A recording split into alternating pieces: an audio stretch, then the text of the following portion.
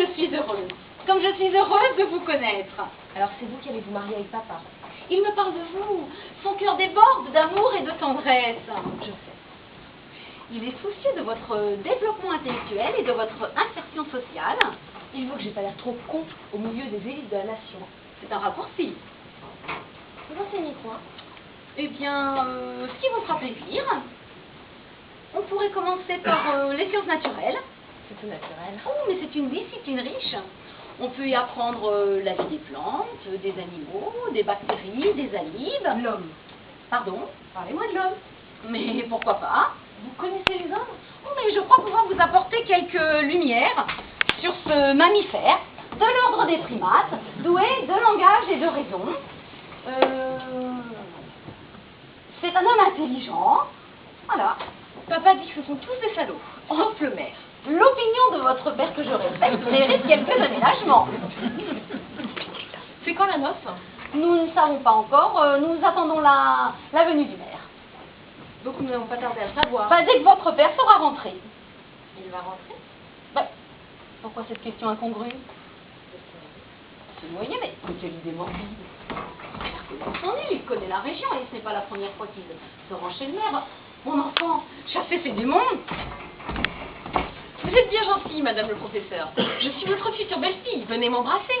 Je crois qu'il vaut mieux travailler d'abord.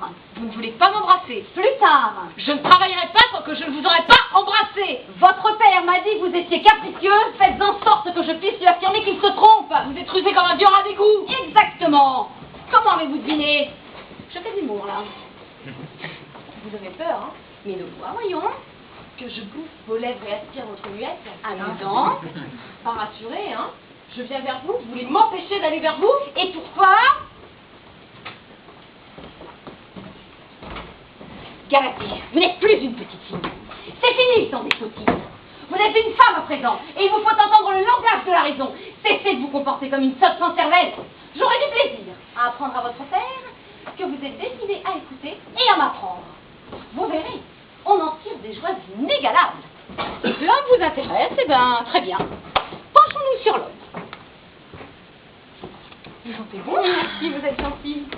C'est un petit parfum auquel je suis fidèle depuis mon adolescence. C'est un mélange d'opium, de tilleul chinois et d'échalotes du Chili. Je vous le prêterai. Je le resterai le plus près. Ne m'approchez pas. Je dis ça pour votre bien. Mon père vous avait raconté que j'avais décapité un certain nombre de ses femmes. Il ne m'a rien dit belle. Il avait laissé traîner son sabre. L'imprudent. Je l'ai pris et hop, je collectionne les têtes. Je ne vous crois pas. Comment conservez-vous les têtes? Elles pourrissent.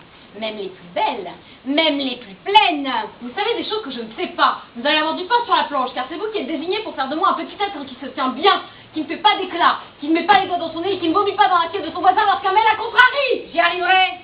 Un professeur est confronté à toutes sortes de situations inconfortables. Vous allez me dire que vous avez maté le plus coriace que moi? Je ne m'exprimerai pas de cette façon, mais c'est à peu près le sens de ce que je pense. Je déteste les professeurs. Il y a en moi un instinct criminel qui se manifeste au contact de ces salauds de professeurs. Ce sont des généralités. Nous ne sommes pas tous faits sur le même modèle. Ah, là, vous devez me dire bondir sur le sol et rouler à mes pieds. Non, je fais de la gym. Nous ne laisserons pas à votre portée d'objets dangereux. Pas de lame de rasoir, pas de couteau, pas de rafle à fromage. Ah, j'ai repris du poil de la bête après un petit moment de flottant. Je vous dresserai, mon tigre. Je vous ferai plier. Je ferai rentrer dans votre tête de marbre l'édifice complet de la pensée humaine, de la beauté du monde exalté par des créatures gigantesques. Je vais vous bourrer le chou d'un savoir universel, alphabétique, analytique et statistique. Rien du tout, vous avez crevé comme toutes les autres autruches fameuses. Enfin non, vous expliquerez la théorie de la relativité à votre père. Vous réciterez les poèmes de Goethe en allemand, les textes d'Oscar Wilde en anglais avec l'accent de Dublin. Vous connaîtrez par cœur les 216 manières d'écrire une sonate pour violon préparée en peinture. Vous décortiquerez avec habileté les méthodes de l'impressionnisme, du fauvisme, du taquisme, du réalisme et de l'abstraction concrète. Vous nous décrirez l'Acropole, les bâtiments finlandais. Vous résumerez les films, les scénarios de Buster Keaton, les opéras de Puccini et les pièces de Marivaux. Vous serez un puits abyssal dans lequel le gai savoir bouillonne depuis que le monde est monde pour notre propre plaisir. Vous saurez tout de l'homme. vous saurez tout de l'humanité. Très bien. L'homme vous intéresse? Que savez-vous dit? Il a des poils.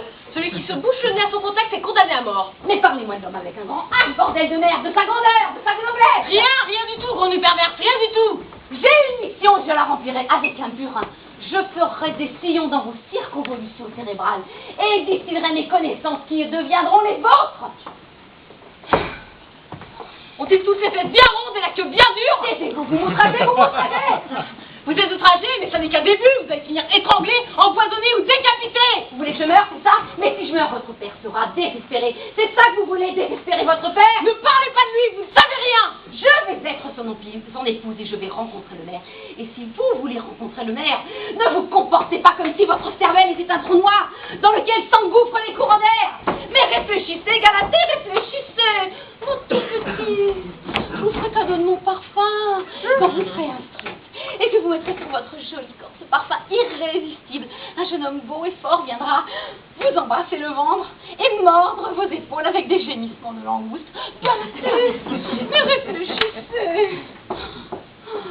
Galatée, vous savez vous calmer parfois, on dirait. Je fais de la gym. Nous n'avons pas pris le thé. Oh, plus tard. Je vais m'étendre un petit peu. Et puis ensuite, course à travers les bois.